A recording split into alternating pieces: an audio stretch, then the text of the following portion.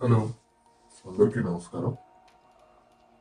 ఈరోజు నా second video నేను జగన్మోహన్ రెడ్డి గారి మీద ఉన్న సిబిఐ కేసులు అవి ఇప్పుడు ఏ స్టేటస్లో ఉన్నాయి, అవి నిలబడతాయా లేదా, దగ్గర దగ్గర 12 సంవత్సరాలు అయిపోయినా కానీ ఆయన ఇంకా ఎందుకు బెయిల్ మీదే ఉన్నారు, ఈ కేసులు ఎందుకు ఏ పురోగతి లేదు అనేది డిస్కస్ చేస్తాను. నేను దగ్గర దగ్గర 5 hours different articles, news articles, different sources దగ్గర నుంచి ఇన్ఫర్మేషన్ గ్యాదర్ చేసి నోట్స్ ప్రిపేర్ చేసుకున్నాను. సో మీకు డీటెయిల్గా మన ఆంధ్రాలో మీడియా ఛానల్స్ ఇవన్నీ లక్ష కోట్లు అనేసి చాలా ఫేక్ ప్రోపగాండా నడిపాయి. సో ఆ అది నిజమా అబద్ధమా లేదా అది ఎందుకు ఫేక్ ప్రోపగాండా అంటున్నాను ఇప్పుడు ఈ వీడియోలో నేను ఎక్స్ప్లెయిన్ చేస్తాను. సో జగన్మోహన్ రెడ్డి మొన్న ఆయన మొన్న ఎలక్షన్స్ ముందు ఆయన ఎమ్మెల్యే అఫిడవిట్ లో సబ్మిట్ చేశారు. ఆయన మీద 29 పెండింగ్ కేసులు ఉన్నాయి అనేసి. ఆ 29 పెండింగ్ కేసుల్లో 11 సిబిఐ ఛార్జ్ షీట్ ద్వారా నమోదయ్యాయి. 9 ఈడీ ఎన్ఫోర్స్మెంట్ డైరెక్టరేట్ నమోదు చేసిన కేసులు.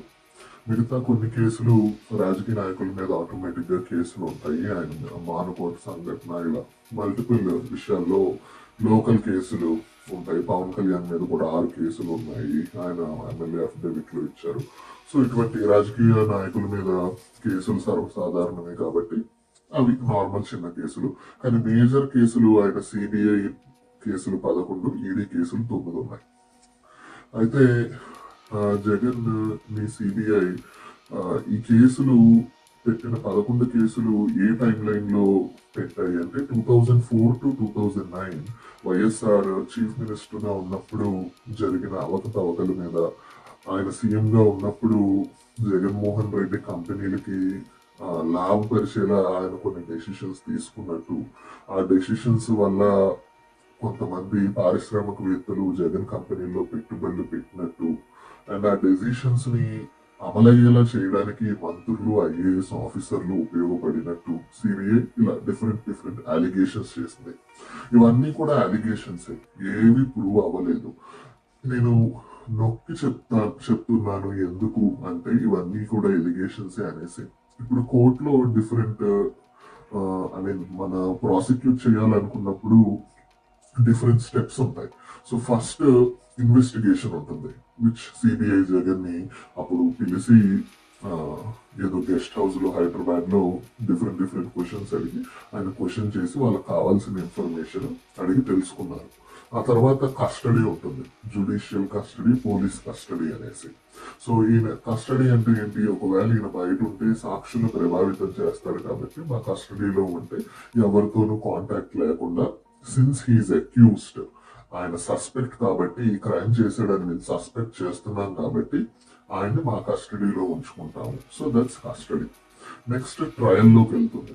ట్రయల్ అంటే ఏంటి అంటే మొత్తం సేకరించిన ఇన్ఫర్మేషన్, ఇన్వెస్టిగేషన్, క్వశ్చనింగ్, లేదా ఆయన కస్టడీలో ఉన్నప్పుడు ఆయన చేసిన క్వశ్చనింగ్, ఇలా డిఫరెంట్ అందరినీ విట్నెసెస్ ని క్వశ్చన్ చేసి గ్యాదర్ చేసిన ఇన్ఫర్మేషన్ జ్యూరీ ముందు అంటే జడ్జెస్ ముందు సాక్ష్యాధారాలతో సహా ప్రొవైడ్ చేసి అది ప్రూవ్ చేసి ఆ పర్టికులర్ సస్పెక్ట్ కి శిక్ష పడేలా చేయడం అనేది trial. So that is the trial లోకి వెళ్ళడం అనేది మేజర్ స్టెప్. కానీ ఈ కేసులు 2012 లో ఫైల్ అయ్యాయి. 2012 లో సిబిఐ జగన్ అరెస్ట్ చేసింది. అరెస్ట్ చేయడం అంటే జుడిషియల్ కస్టడీలోకి తీసుకుంది, పోలీస్ కస్టడీలోకి తీసుకుంది. ఆ తర్వాత 2013 లో జగన్ బెయిల్ మీద రిలీజ్ అయ్యారు. ఇప్పుడు 2025 వస్తుంది, ఆల్మోస్ట్ 12 years అవుతుంది. ఇవన్నీ ఇంకా ఎలిగేషన్స్ లాగానే ఉన్నాయి. సిబిఐ ఇంకా ట్రయల్లోకి రాలేదు, ఈడీ ట్రయల్లోకి రాలేదు, జూరీ ముందు ఏ సాక్ష్యాధారాలు ప్రొవైడ్ చేయలేదు. మేము ఈ 10 ఏళ్లలో మేము ఇంత సాక్ష్యాలు కలెక్ట్ చేసాము, లేదా జగన్ ఇంత అవినీతి చేశాడు, సో ఇవి మా ప్రూఫ్స్, ఆయన్ని అరెస్ట్ చేయండి, ఆయనకు మళ్ళీ అరెస్ట్ చేయాలి, ఆయనకు శిక్ష పడేలా చేయండి అనేసి సిబిఐ అస్సలు ఇప్పటి వరకు ఏ ప్రూఫ్స్ సబ్మిట్ చేయలేదు ఈ 12 ఏళ్లలో. ఇవన్నీ ఇంకా ఎలిగేషన్సే. ఇవన్నీ ఇంకా జగన్ చేశాడు, జగన్ మా కేసులో సస్పెక్ట్, మేము అతన్ని సస్పెక్ట్ గా భావిస్తున్నాము అనేసి సిబిఐ ఇంకా 12 ఏళ్ళు 13 ఏళ్ళ నుంచి అదే వర్షన్ లో ఉంది. నేను ఎందుకు ఇంత నొక్కి చెప్పాల్సి వస్తుందంటే మన దేశంలో వ్యవస్థలు ఎంత దారుణంగా ఉన్నాయో ఆలోచించండి. ఇప్పుడు ఓన్లీ మన ఇంట్లో మనకి ఏదన్నా ఇంట్లో ప్రాపర్టీ డిస్ప్యూట్ అయితేనే ఎన్నో సంవత్సరాలు పడతాయి. కానీ ఇటువంటి పొలిటికల్లీ నెరేటివ్ ఉన్న కేసెస్ కూడా ఇంత పెద్ద పెద్ద లీడర్స్, ఇంత మీడియా, ఇంత 1,00,00,000 అని ప్రచారం చేసిన మీడియా, ఇంత అటెన్షన్ గ్రాప్ చేసిన ఒక పొలిటికల్ లీడర్ కేసులు కూడా ఎన్ని సంవత్సరాలు పడుతున్నాయి అంటే మన దేశంలో వ్యవస్థలు, మీడియా ఎంత ఘోరంగా ఉన్నాయో మనం ఒకసారి ఆలోచించుకోవాలి. అండ్ అయితే 1,00,00,000 అని ప్రచారం చేసిన మీడియా అసలు నిజంగా జగన్ 1,00,00,000 అవినీతి చేశాడా? ఒకవేళ ఏ రాజకీయ నాయకుడు అవినీతి చేయడు, ప్రతి రాజకీయ నాయకుడు అవినీతి చేస్తాడు. కానీ వాళ్ళు చెప్పినట్టు 1,00,00,000 అవినీతి చేశాడా? ఇంకో స్టోరీ కూడా నేను చూసాను. 2004లో జగన్ ఆస్తుల విలువ 10 lakhs అంట, ఇప్పుడు 300 crores అంట.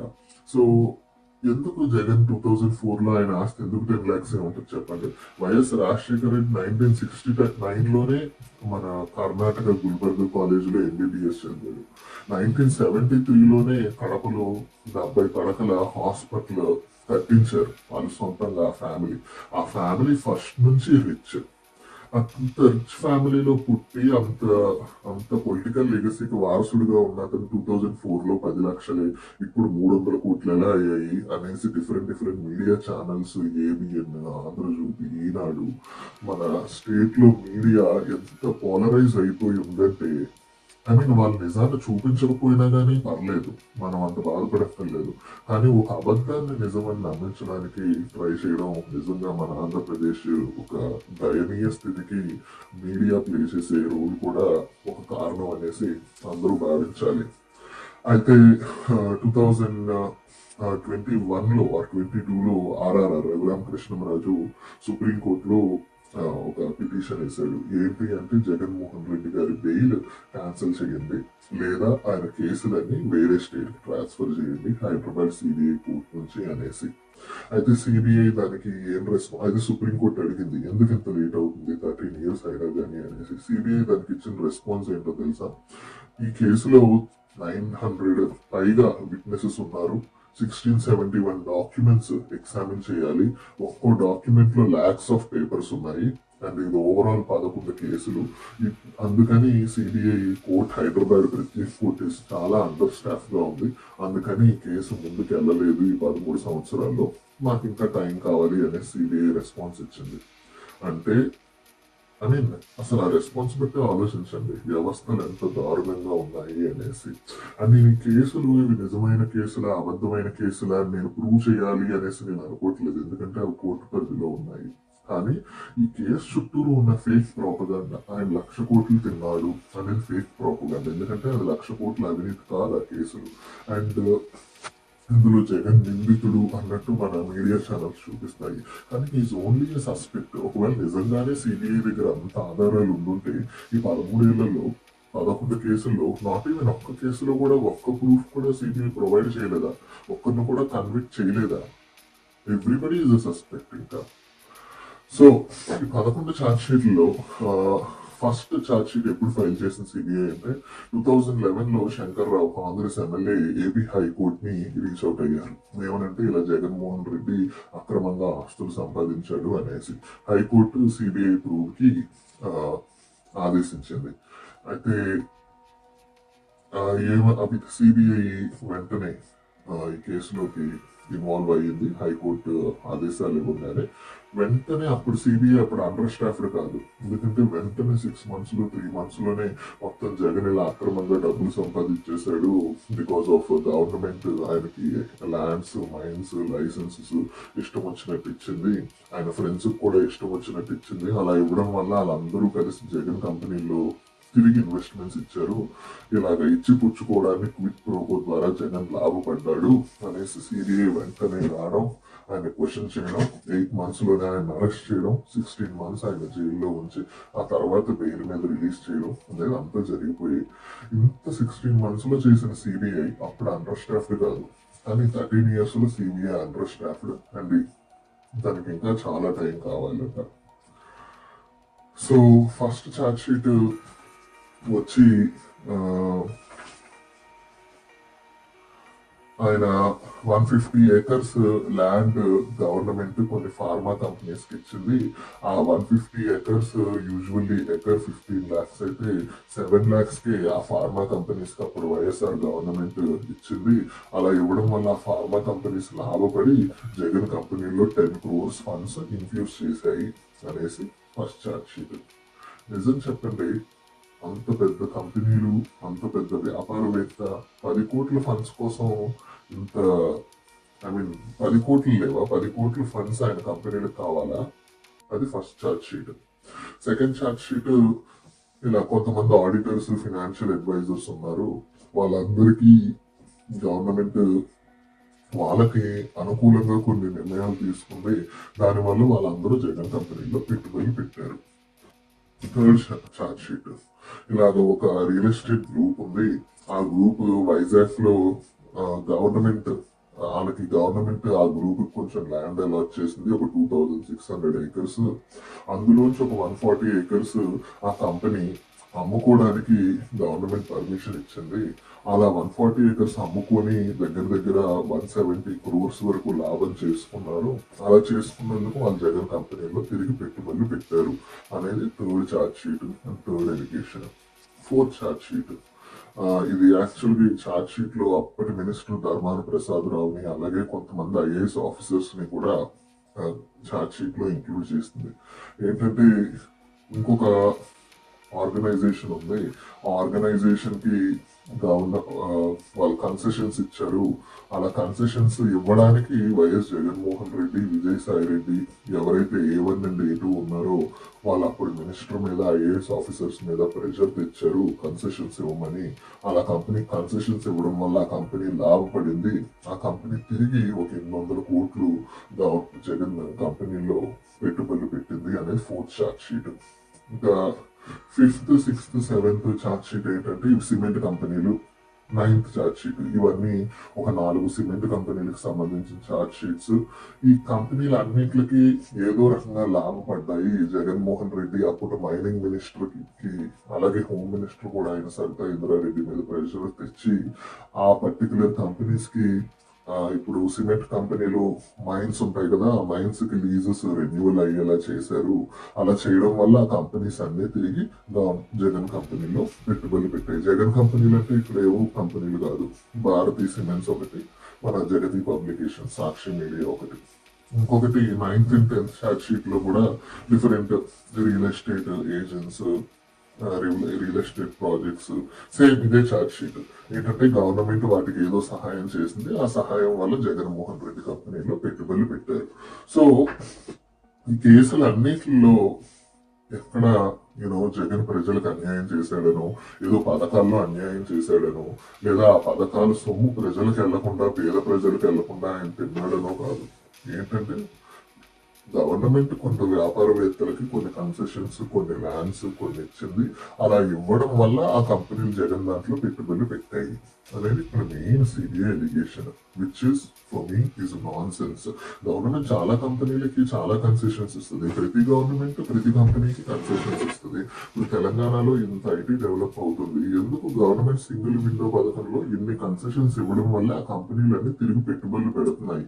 అలా పెట్టడం వల్ల వాళ్ళ కంపెనీలు పెట్టుబడులు, ఇప్పుడు ఆ పెద్ద పెద్ద కంపెనీలు ఎవరి దాంట్లో పెట్టుబడులు పెట్టినా కానీ, ఇప్పుడు ఫర్ ఎగ్జాంపుల్ ఎవరో రిలేటివ్ ఉన్నాడు, మినిస్టర్ కొడుకున్నాడు, ఆ కంపెనీలు తెలంగాణ గవర్నమెంట్, ఆయన పెద్ద వ్యాపారవేత్త, ఆ పర్టికులర్ కంపెనీకి గవర్నమెంట్ ఏదో అనుకూలంగా నిర్ణయం తీసుకుంది. దానికి ఆ వ్యాపారవేత్త డిఫరెంట్ ఇన్వెస్ట్మెంట్స్ ఉంటాయి, అలాగే ఆ మినిస్టర్ కొడుకు దగ్గర కూడా ఇన్వెస్ట్ చేశాడు అంటే అది క్విట్ ప్రో పోయేనా, which is utter nonsense. I feel all these cases are politically encouraged cases. అందుకే 13 years అయినా కానీ సిబిఐ ఏమి ప్రూవ్ చేయలేకపోయింది. అండ్ సిబిఐ మళ్ళీ ఎప్పుడు ప్రూవ్ చేసి సడన్ గా స్టాఫ్ అంతా వచ్చేసి ఎప్పుడు స్పీడ్ గా ఏదో ఒకటి చేస్తుంది అంటే మళ్ళీ జగన్ ఎప్పుడన్నా ఆయన పొలిటికల్ స్టాండ్ మారినప్పుడు లేదా ఆయన ఇబ్బంది పెట్టాలి అనుకున్నప్పుడు ఏమన్నా మారుద్ది. ఎందుకంటే ఒకవేళ నిజంగా నిజంగా ఏదైనా జరిగే ఉండుంటే ఈ overall if at all there is anything real, ఈ 13 years లో CBI or ED might have proved anything, but ఈ 13 years లో they are not able to show anything. And overall ఇన్ని పెట్టుబడులు ఇవన్నీ నేను లెక్కేశాక ఓవరాల్ అమౌంట్ ఆయన కంపెనీలో ఈ కంపెనీలన్నీ ఇన్ఫ్యూజ్ చేసిన పెట్టుబడులు 1300 crores ఆర్ 1400 crores. అండ్ ఈ డబ్బులన్నీ కూడా జనాల దగ్గర నుంచి తిన్నావు కాదు, వ్యాపారవేత్తలు వాళ్ళ ఇన్వెస్ట్మెంట్స్ ని డిఫరెంట్ గా చేసుకున్నారు. వాళ్ళు కాకపోతే ఇక్కడ సిబిఐ ఎలిగేషన్ ఏంటి, వాళ్ళ ఇన్వెస్ట్మెంట్లు చేయడానికి కారణం గవర్నమెంట్ వాళ్ళకి ఫేవర్ చేసింది. అందుకే అప్పుడు గవర్నమెంట్ చీఫ్ మినిస్టర్ కొడుకైన జగన్మోహన్ రెడ్డి కంపెనీలో ఈ కంపెనీలు పెట్టుబడులు పెట్టాయి, which is utter non sense. And I don't know 13 years అయినా కానీ ఇంకా ప్రూవ్ చేయలేకపోయిందంటేనే జనాలే అర్థం చేసుకోగలరు. కాకపోతే మనకి ఎలాగైతుందంటే వీఆర్ బ్రెయిన్ వాష్డ్ మన ఆంధ్రప్రదేశ్ లో లేదా మన తెలుగు స్టేట్స్ లో వీఆర్ బ్రెయిన్ వాష్డ్. ఒకే అబద్ధాన్ని 100 సార్లు ప్రచారం చేసి 1,00,000 కోట్లు 1,00,000 కోట్లు. నాకు ఇంకా గుర్తు 2011-12లో ఈనాడులో ఆంధ్రజ్యోతిలో పెద్ద పెద్ద హెడ్లైన్స్ 1,00,000 కోట్లు 1,00,000 కోట్లు 1,00,000 కోట్లు అనేసి. We are brainwashed by these media channels that 1,00,000 కోట్లు అనేసి. నిజంగా ఆ కంపెనీలు ఐ మీన్ ఫేవర్ గవర్నమెంట్ ద్వారా లాభపడి జగన్ కంపెనీలో పెట్టుబడులు పెట్టే ఉండొచ్చు, కానీ ఆ ఓవరాల్ 1,400 కోట్లు అవి క్విక్ ప్రూఫ్ అయ్యే ఉండొచ్చు. బట్ ఇంకా ఈ 13 ఏళ్ళలో సిబిఐ ప్రూవ్ చేయాలి, కోర్టులు తేల్చాలి, ఆయనకు శిక్ష పడాలి. అంతేగాని మీడియాలో మనం 1,00,000 కోట్లు అనేసి క్యారెక్టర్ అసాసిన్ చేసి జనాల్ని బ్రెయిన్ వాష్ చేయాలి అని చూసే ఈ మీడియా సంస్థలు ఎప్పటి వరకు మన ఆంధ్రప్రదేశ్ లో ఉంటాయో అప్పటి వరకు మన ఆంధ్ర ప్రజలు నిజాన్ని చూడలేరు. మన కళ్ళకి ఇలాగ ఎప్పుడు గర్తలు ఉంటాయి. అండ్ మనం ఎప్పుడు ఈ మీడియా చెప్పింది నిజం అనుకొని ఏది నిజమో ఏది అబద్ధమో తెలుసుకోలేని పరిస్థితుల్లో బతకాల్సిన పరిస్థితులు మన ఆంధ్రప్రదేశ్ లో ఉన్నాయి.